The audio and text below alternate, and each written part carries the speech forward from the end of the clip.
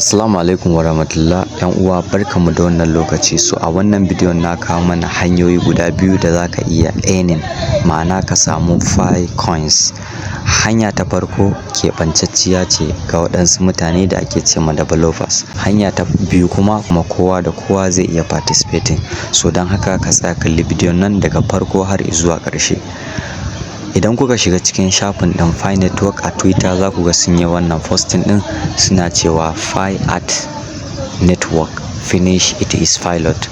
So ma'ana Fi Network kamar yadda muka sani ana zuwa cikin application ɗin a yi align da su a biya kuɗi domin suna ɗaura at. Ok, suna tallatawa mutane manhajojinsu da ko kasuwancinsu. So Fi Network yanzu ta faɗaɗa abun, ta buɗe ƙofa, ta ba wa dama ga developers wadda suke creating ɗin applications da su ma za a ɗaura wannan at tallulukan da ake kawo a cikin manhajansu. Yayin da advertisers idan suka biya Fi, su wa'annan Fi ɗin za a ɗauka ana bawa su wa'annan developers ɗin. So sun yi haka ne Fi Network domin su ƙara haɓaka ecosystem ɗin Fi Network ta yadda miliyoyin mutane za su zo suna engaging, na tallata musu da kuma developers kowa da kowa yana amfana. So wannan kenan.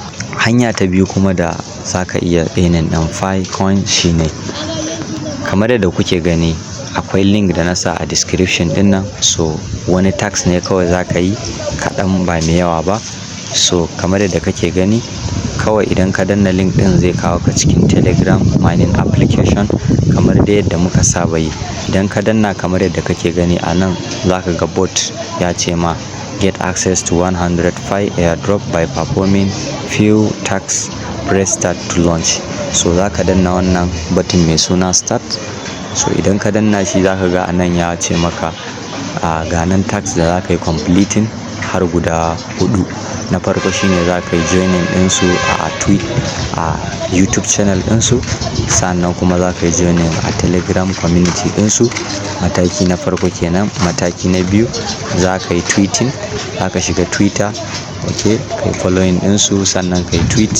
Sannan na ƙarshe shine zaka yi referring, zaka gayyaci abokananka guda 5. So a takaice dai iya wannan aikin tax ɗin zaka yi.